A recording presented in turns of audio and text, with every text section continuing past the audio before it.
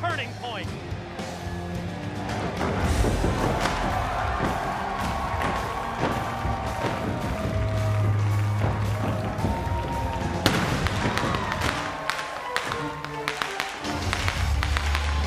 The opening contest for Turning Point is a no-ropes barbed wire massacre.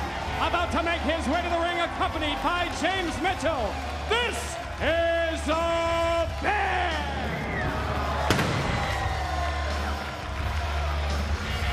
For the past 3 months on pay-per-view, Abyss and Sabu have squared off against each other. From no disqualification matches to the unforgettable Monsters Ball, they battled at Unbreakable, Bound for Glory, and Genesis pay-per-view. And while the brutality was off the charts in all 3 bouts, the violence factor gets raised to another level. Tonight at Turning Point, it's TNA's first ever Barbed Wire Massacre.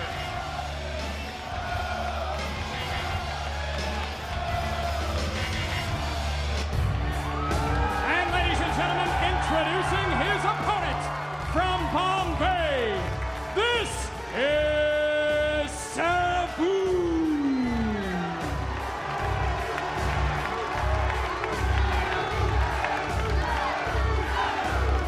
Ladies and gentlemen, when it comes to putting your body on the line, when it comes to shutting out the pain, or using the pain as a motivational weapon, no one does it like the homicidal, suicidal, the genocidal Sabu. And look at the monster Abyss already on the attack, not even allowing Sabu to get in the ring.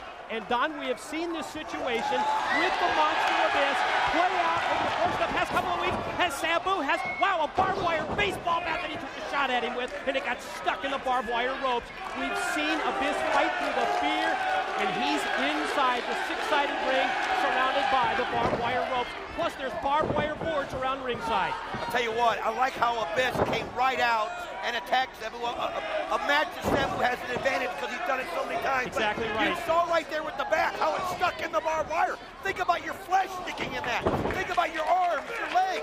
If they can tangle up that with the force, when the body goes into that, the damage sometimes can be irreparable. And I'm going to tell you this. What a shot, my God! Steel hair shot. Sabu fired it right into the face, right into the head, and there's another one on the top of the head of this 6'8", 350-pound monster. What's Sabu going to do? Is bring up the chin. Oh, he catches him. Abyss going to howl, but he breaks it back to the ring. 2, no. Oh, my God. Caught him right in it. He tossed him off the pin attempt right into the barbed wire. You see James Mitchell at ringside. He loves every second of it. Sabu caught. Wow, his arm wrapped right in the barbed wire. Look at the referee, Rudy Charles. He's got a protective uniform. He's got combat boots. He's got SWAT team pants, a long sleeve shirt. He's got gloves. Boy, he came prepared.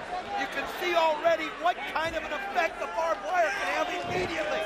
As he goes right in it. Now Abyss goes right there for a chokehold. Anything he can to take the breath out of him. But you know Abyss doesn't want to go for a pin at this point. He wants to inflict damage. He wants to beat Sabu in his own game because Sabu has been terrorizing him with the barbed wire time after time after Look time. out! Oh no, he's just fighting back. Abyss has Sabu. Going to try and take him face first into the barbed wire, but you're right, Sabu does fight back. And Abyss now grabs onto the barbed wire just to prevent his head from going right in to that very unforgiving barbed wire rope. You also got to consider Sabu is out there wrestling with a broken nose. Where Abyss caught him with a forearm in a brawl they had a few weeks ago when they brawled outside of the building. But I'm going to tell you something. Pain is not an option. Pain is not anything you can allow to affect you in this match, because if you do, you will lose it. This is the kind of match you have to block out everything but your task at hand. God, we promised you on Impact, ladies and gentlemen, this would not be like any other wrestling promotion that has advertised barbed wire matches. Oh my God! And you see an example of it there. Oh my God, his neck, he's stuck right in the barbed wire. Abyss took him high overhead and dropped him right across the barbed wire. You can see right there Sabu trying to pull himself out of it. And it just stepped so early when JB took that apple around it. Oh, he had to go do whatever he had to do. And oh, look at this. You're right. Anything just to extricate himself from the barbed wire. And now he's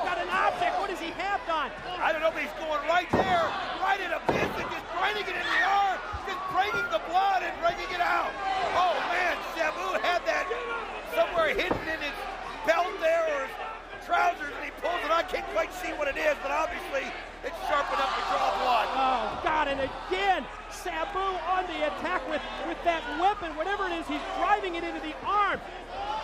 Oh, the monster Abyss, and he does so again. It's just amazing. We've seen Abyss overcome the fear of barbed wire.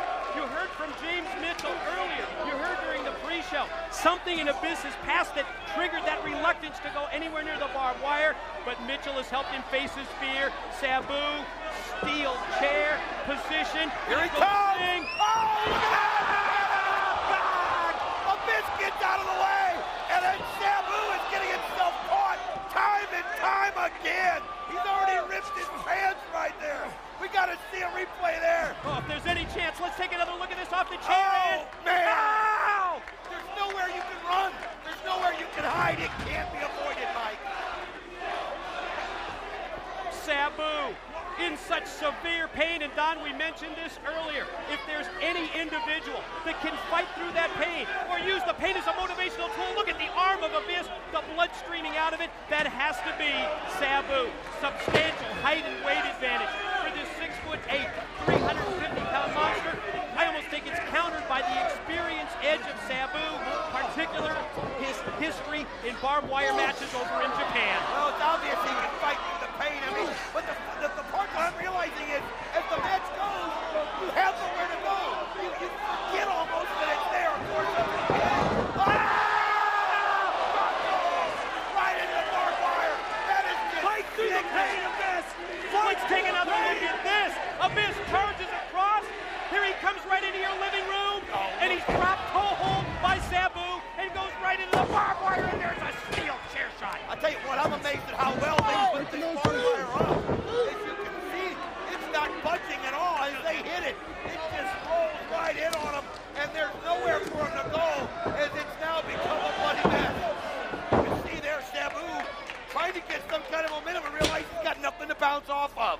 Big clubbing blow to the top of the head by the monster Abyss. It just dropped. It stopped Sabu in his tracks. Sabu back up to his feet. He's caught. Could be a choke slam. Oh! Right on the chair. Back first into the steel chair. Pin attempt. 2. No. I mean, think about that. Not only did Sabu had to feel the pain of the barbed wire, and looking right there, James Mitchell threw in that barbed wire chair. And Abyss, who before would never even touch the likes of that, now he's got over his fear and he sets it up right on top of Sabu. Oh no. Now what's he gonna do? Chair right across the chest and face of Sabu. He's got nowhere to bounce off. You can't spring off the rope. Oh, what a counter by Sabu. Right where it hurts the most. Oh, man. Abyss thought that he had weakened Sabu sufficiently to try that move, but no, Sabu was able to position the chair. Yes, it's wrapped in barbed wire. Oh, God, he hit him in the head with it. Look at the blood on the arm of Abyss. Sabu showing no mercy, goes back and hits him on the head again. On the head again. Oh, this is just brutal, folks. I can't even describe what I'm seeing. What you're seeing, Don, is one of the most physically violent spectacles in the history of pay-per-view wrestling. And TNA is presenting it to you in this barbed wire massacre. Watch Sabu spring off the chair. He goes over. Unbelievable. Over the top of the barbed wire. Onto Abyss. Somehow poisoned there and it falls back. Wow. Yes, they are on their feet in the impact zone. The TNA chants. Look at this. Sabu. Look what Sabu's got. Oh no, he's got that big 4x8 sheet of plywood with the barbed wire wrapped all over it, and he tossed it into the ring. What does he have in store? Oh man, I mean, this is just, they're now just feeding off on each other. He kind of thought Abyss was out of it a little bit. He turned right into a boot right there by Abyss. Oh, right on top of it again. Look at that, Mike. That's a way to get you back in the ring. The front suplex by Abyss, draping Sabu. Yes, my God, body first across that barbed wire. He's just hanging. Let's take another look. Again, you can see it as he drapes him, and he's still stuck on the top of the barbed wire. And look at him, just the blood, the pain, the gore.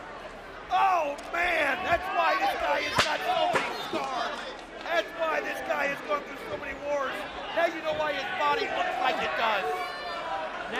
both men back inside this six-sided ring, surrounded by barbed wire, and now there's that big sheet, the plywood sheet, the barbed wire all over it.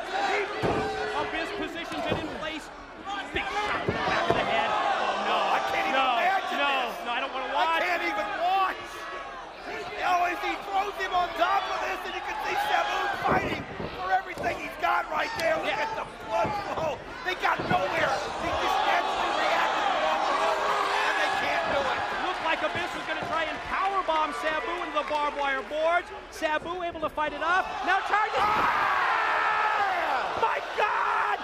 Stomach first into the barbed wire. His entire body is stuck in the barbed wire board. Oh, this is just too much to watch. Look at this again. Oh, man, there's no way to avoid it. No way to avoid it. My God, we've never seen anything like this in TNA. Ladies and gentlemen, I trust you've never seen anything like this barbed wire massacre on pay-per-view before, as now Abyss brings, yes, the barbed wire board, another plywood sheet inside the ring.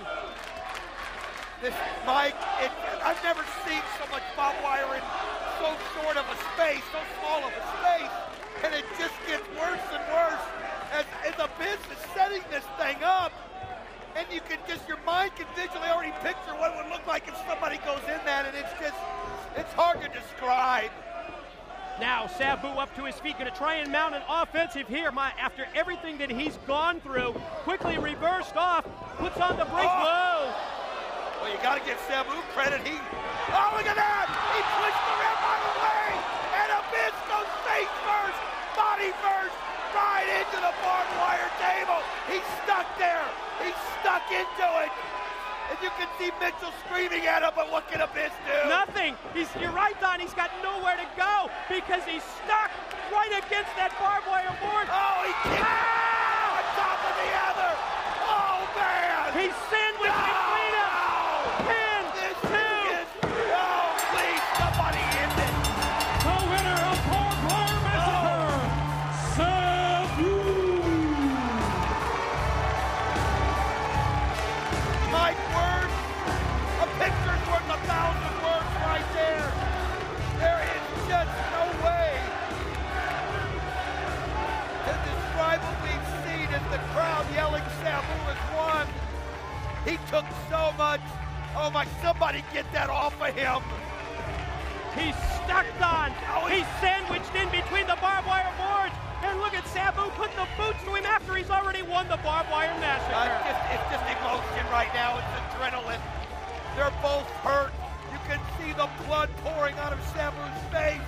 Oh man, Abyss, I can't even imagine what he's going through underneath there. That sandwich of barbed wire. Oh man, here's some more. Oh, that's when he went off the chair, caught his leg. Then you saw the drop toe hold, face first into the barbed wire. Now you see the monster Abyss just draping Sabu, hanging him over the top strand of barbed wire.